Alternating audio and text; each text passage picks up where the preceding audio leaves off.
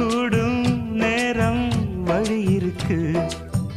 இருக்கிற நாள இருவரும் சேர்ந்து இடைபிரியாம கழிச்சிட வேணும். ஏதோ ஏதோ சொல்ல தோணும். அடவும்